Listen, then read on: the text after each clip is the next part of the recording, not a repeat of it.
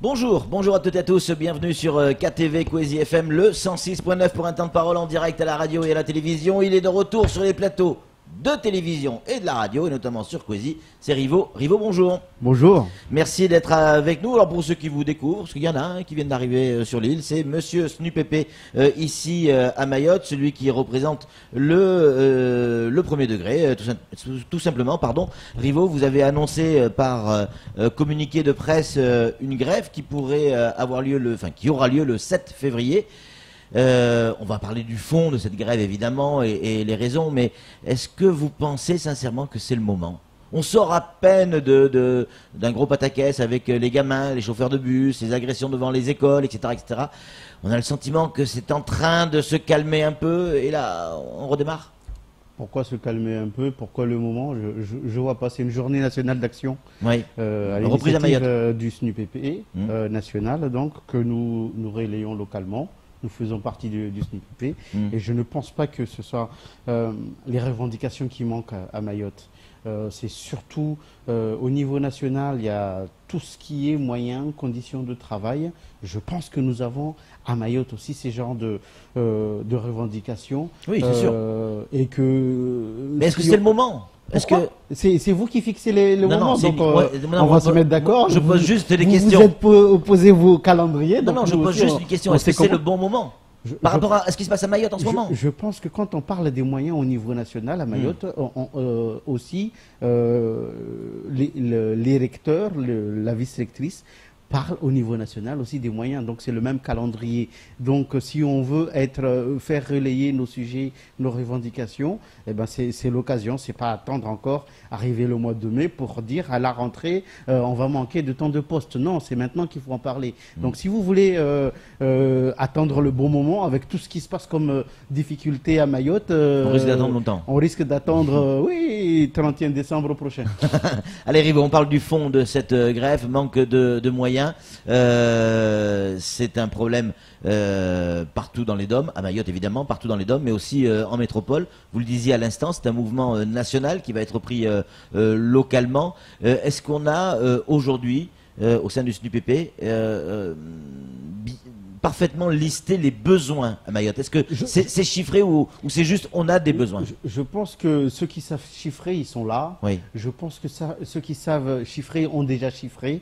Mais le problème, c'est vraiment la volonté de faire améliorer les choses. Avec toutes les crises qui se passent, qui viennent embêter d'ailleurs le bon fonctionnement du système à Mayotte, je vois vraiment pas, je ne vois pas de volonté très claire pour régler. Il y a les beaux discours que nous entendons tous, à chaque éminence que vous interrogez, parle de volonté, de construire, de donner du personnel, mais sur le terrain, il y a toujours dans les établissements du second degré tous ces droits de retrait. Dans le premier degré, quand on parle de construction scolaire, il va falloir sortir les loupes parce que c'est tellement microscopique.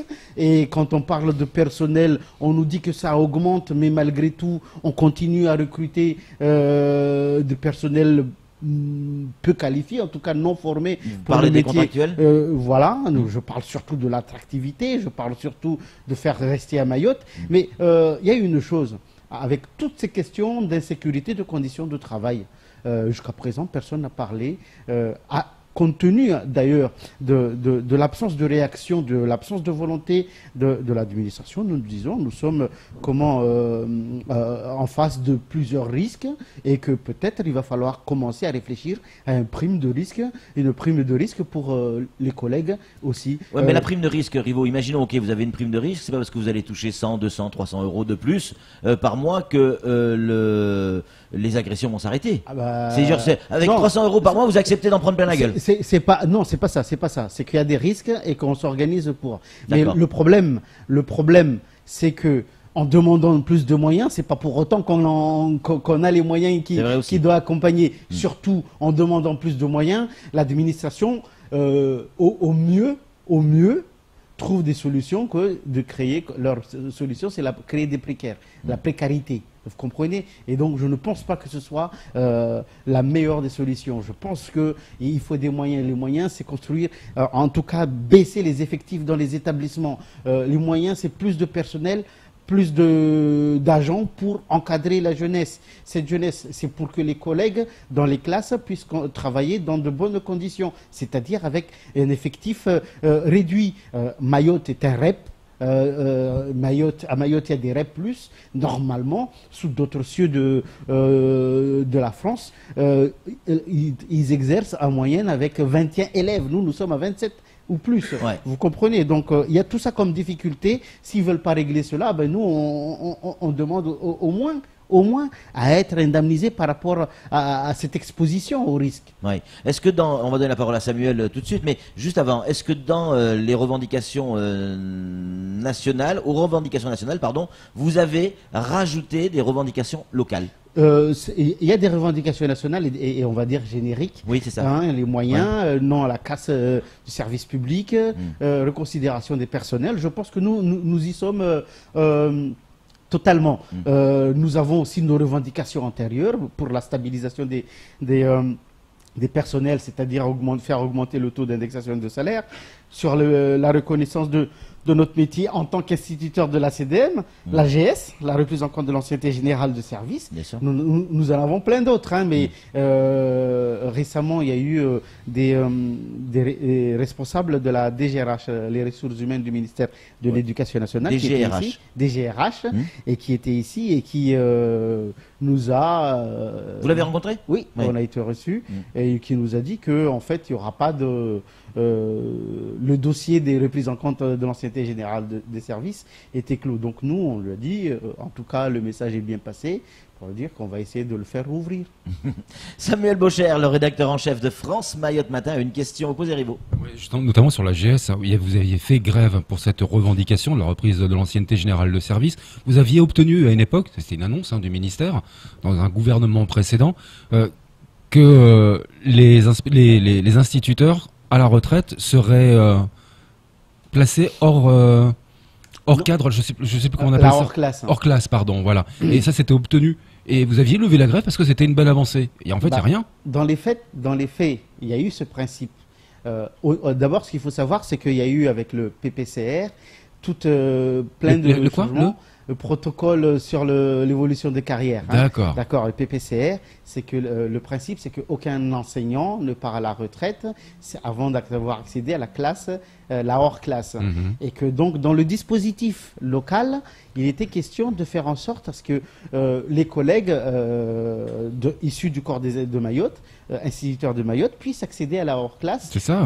On s'est rendu compte que nous, c'était de fait impossible et qu'on avait d'ailleurs réduit notre revendication en disant au moins ils devraient être en position de promouvabilité, c'est-à-dire au même niveau que ceux qui sont à la hors classe au niveau national. Et ben même ça, on risque de ne pas l'avoir si on n'arrive pas à refaire rouvrir le dossier de la reprise en compte de l'ancienneté générale de service. Alors ça, c'est pour le fond.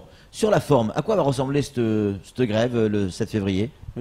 Ça sera une seule journée. Je pense qu'on se colle véritablement au national. Oui. Et on va profiter de cette occasion-là de remettre sur table toutes nos revendications. Ça sera sur une journée, mais peut-être qu'en Assemblée Générale, on pourra envisager la suite qui ne sera pas immédiate. C'est ça. Alors, c'était la question suivante. Est-ce que cette journée, qui était une journée d'ordre national, n'est pas pour vous le moyen aussi... Je vous connais tellement bien maintenant que j'ai anticipé la réponse. N'est pas pour vous aussi le moyen de se compter quelque part et de voir la capacité à mobiliser sur de telles revendications et d'envisager une nouvelle journée, voire série de journées de grève plus locales? Se compter, je pense que nous savons tous compter et que c'est très facile de nous compter, mais c'est surtout la détermination, je vous ai toujours parlé de cela. C'est vrai. Quand on est déterminé, on ne compte plus, on agit. Surtout même si on n'est que 10 ou 15. Mais même ça peut arriver. 2,5 des fois ça peut arriver. C'est vrai. Samuel, une autre question. Oui, alors elle est toute bête, hein, mais il y a les assises des Outre-mer qui sont lancées en ce moment. Il y a 3 priorités dans la première phase qui ont été dégagées, c'est plus de routes, voies de déplacement, l'accès aux soins et surtout une meilleure éducation, des moyens donnés à l'éducation. Il n'y a pas sur les thèmes retenus sur les assises des Outre-mer à Mayotte, il n'y a pas eu des assises de l'éducation nationale. Non, je vous parle des assises des Outre-mer. Dans la consultation de la population, dans les 3 priorités, il y a l'éducation et l'enseignement qui se dégagent, selon un terme générique, pas spécifique. Ouais. Mais est-ce que vous comptez un petit peu sur les Outre-mer pour que ça change quelque chose? L'assise des Outre-mer pour que ça change quelque chose? Il y a eu plein d'états généraux, d'assises, voilà, ok. Mais malgré tout, à partir du moment où ce dispositif national, on va dire, est mis en place, il faudrait qu'à Mayotte, il y ait une répercussion, même si on est dubitatif quant à l'aboutissement des...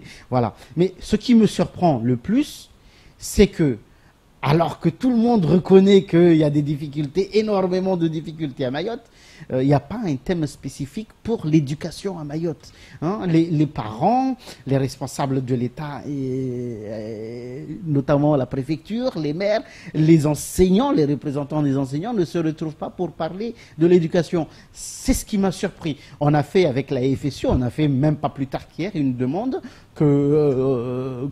cette demande soit relayée au niveau national. On nous avait même dit au mois de décembre que ça allait, en fait, au mois de novembre, que ça allait être organisé, les assises de l'éducation, mais rien. Et très surprenant. Effectivement, on comprend, quand je vous ai parlé en début d'interview de volonté, là c'est un signe flagrant que la volonté, c'est que des belles paroles. Alors, on vous a très peu entendu, voire pas du tout même, sur les derniers événements autour des établissements scolaires, que ce soit du second et du premier degré. Effectivement, les gamins n'ont pas pu aller à l'école, on le sait, avec ces histoires de bus qui étaient à l'arrêt, ces histoires de bagarres, de ce qui s'est passé à Cagny, orchestré, organisé, si l'on en croit effectivement les différents communiqués de presse que l'on a pu recevoir. Les instits n'ont pas pu aller travailler correctement, puisqu'il n'y avait pas les gamins, il y avait des bouchons, il y avait des barrages. Pourquoi on vous a pas entendu sur ce point-là? C'est quand même des conditions de travail compliquées aussi pour les instituts.